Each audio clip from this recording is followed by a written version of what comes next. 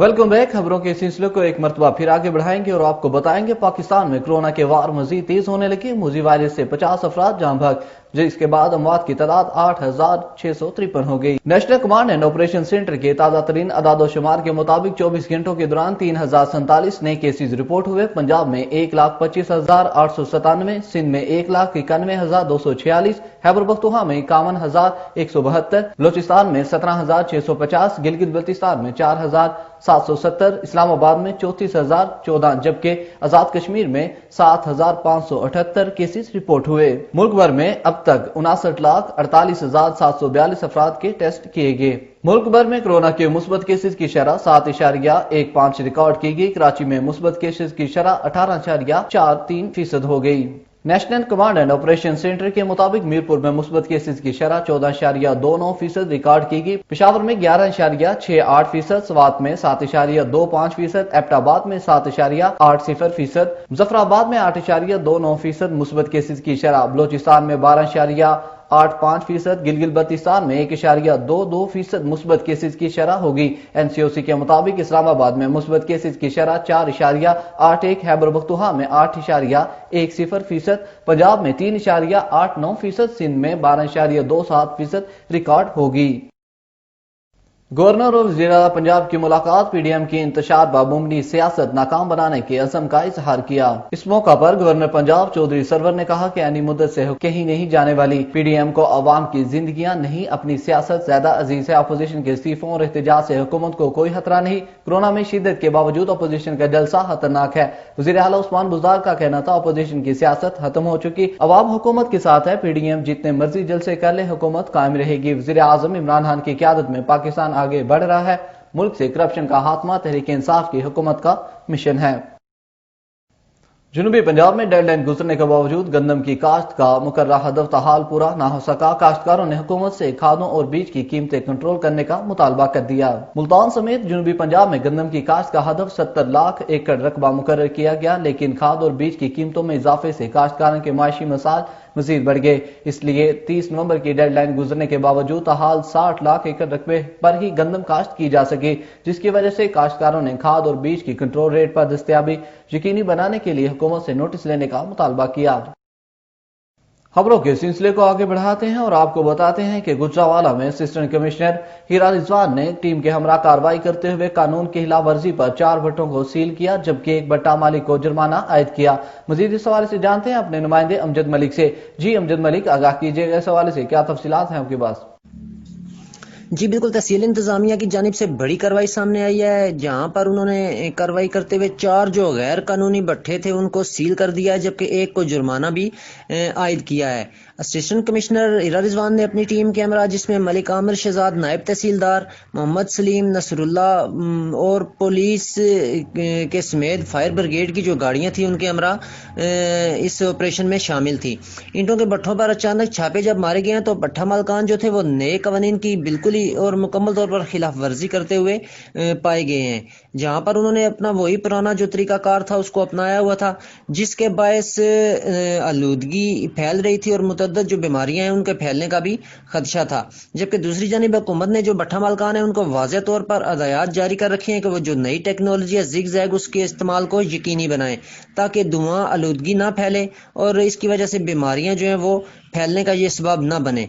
मगर 4 जो भट्ठा मालकान थे इसकी वाज़ेह तौर पर खिलाफ वर्जी करते हुए पाए गए हैं, जिस पर फायर ब्रिगेड की जो गाड़ियां थी उन्होंने भट्ठों में लगी जो आग थी उनको उसी वक्त बुझाया है, और 4 जो भट्ठे हैं उनको असिस्टेंट कमिश्नर ने उसी वक्त सील किया है, जबकि एक जो भट्ठा मालिक था उसको 1 लाख रुपया जुर्माना भी किया है। यहाँ पर असिस्टेंट कमिश्नर का कहना था कि जो तमाम भट्ठा मालकान है उनको नई टेक्नोलॉजी पर मुंतकिल होने के लिए काफ़ी जो है वो वक्त पहले ही दे दिया गया है। अब कवानीन पर सख्ती से जो अमल है वो कराया जाएगा। जबकि दूसरी जानिब माहौल जो दोस्त टेक्नोलॉजी है उस पर ईंटों के जो भट्ठे मुंतकिल करने का प्लान दिया है, इस पर अमल दरामद जो है उसको जल्द अज जल्द यकीनी बनाया जाए। जी बहुत शुक्रिया अमजद मलिक, हमें तफसीलात से अपडेट करने का। اور اب کچھ بات عالمی منظرنامے کی۔ بھارت میں کسانوں کے احتجاج پر حکومت دباؤ کا شکار، مذاکرات کے لیے ترلے منتیں کرنے لگی۔ بھارتی حکومت کے وزیر زراعت نریندر سنگھ تومر کا کہنا ہے کہ انہوں نے کسان تنظیموں کو مذاکرات کے پیغام پہنچائے ہیں کہ وہ انا کا مسئلہ نہ بنائیں۔ ادھر کسان لیڈر بوٹا سنگھ نے کہا کہ اگر مودی نہ مانا تو ریلوے ٹریک بھی بند کریں گے۔ بھارتی کسانوں کے مزید جتھے دلی پہنچ چکے ہیں۔ کسانوں نے بی جے پی رہنماؤں کے گراں کا بھی منصوبہ بنا لیا۔ برطانوی وزیر اعظم بورس جانسن کا کہنا ہے کہ برطانیہ اور یورپی یونین کے درمیان مذاکرات ناکام ہونے کے قوی امکانات ہیں، جس سے وہ نو ٹریڈ ڈیل کی طرف بڑھیں گے۔ وزیر اعظم بورس جانسن نے کہا کہ یورپی اتحاد کے ساتھ تجارتی معاہدہ نہ ہونے کے امکانات ہیں۔ عوام حالات کے لیے تیار رہیں۔ برطانیہ اور یورپی یونین سال کے آخر میں آزاد تجارت کے معاہدے پر اتفاق پانے میں ناکام ہو جائیں گے، جس سے مارکیٹوں میں معاشی خطرہ بڑھے گا۔ سابق امریکی صدر ڈونلڈ ٹرمپ نے اعلان کیا کہ مراکش حالیہ دنوں میں اسرائیل کو تسلیم کرنے والا چوتھا عرب ملک بن گیا۔ سابق امریکی صدر نے سماجی رابطے کی ویب سائٹ ٹویٹر پر بتایا کہ اسرائیل اور مراکش کے درمیان سفارتی تعلقات قائم کرنے پر اتفاق ہو گیا ہے، جو مشرقی وسطی میں قائم امن میں ایک اہم پیش رفت ہے۔ ٹرمپ کے مطابق واشنگٹن نے بدلے میں مغربی صحرائی صحرا پر مراکش کی خود مختاری کو تسلیم کر لی۔ دوسری جانب ٹرمپ کے مشیر و داماد کا کہنا تھا کہ سعودی عرب اور اسرائیل کے سفارتی تعلقات اب ناگزیر ہو گئے ہیں، تاہم اس میں وقت لگے گا۔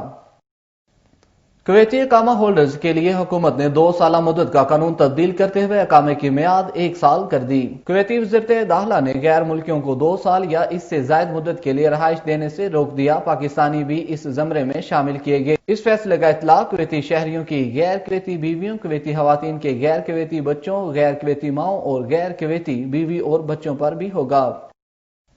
اب کچھ بات شوبز کی دنیا سے۔ پاکستان کی معروف اداکارہ اور ماڈل نتاشا علی نے کہا کہ کرونا وائرس کے باعث لگنے والے لاک ڈاؤن کے دوران سادگی سے شادی کر لی۔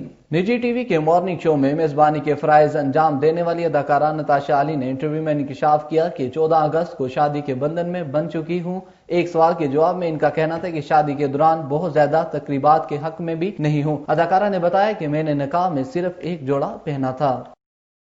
ارطغرل غازی پاکستان پہنچ کے ایئرپورٹ پہنچنے پر معزز مہمان کا پاکستانیوں کی جانب سے پرتقاب استقبال کیا گیا۔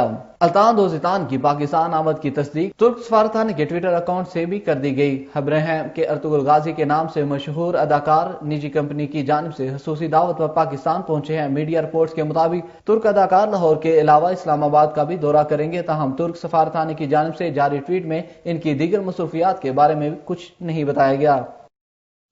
اور اب کچھ بات کھیلوں کی دنیا سے۔ آئی سی سی نے ون ڈے کرکٹ کی رینکنگ جاری کر دی۔ قومی ٹیم کے کپتان بابر اعظم کا 3ری پوزیشن پر قبضہ برقرار۔ آئی سی سی رینکنگ کے مطابق قومی ٹیم کے کپتان بابر اعظم 3ری، جبکہ نیوزی لینڈ کے روس ٹیلر 4تھے نمبر پر ہیں۔ دیگر کھلاڑیوں میں Aaron فنچ، Faf du Plessis, David Warner, Kane Williamson, D کاک اور جونی بیریسٹو بھی پہلے 10 نمبر پر موجود ہیں۔ بالرز کی رینکنگ میں نیوزی لینڈ کے ٹرینٹ بولٹ پہلے، جبکہ افغانستان کے مجیب الرحمان دوسرے اور بھارت کے جسپریت بمراہ کا 3را نمبر، کرس ووکس 4تھے، رباڈا 5ویں، جوش ہینر ووڈ 6تھے نمبر پر ہیں۔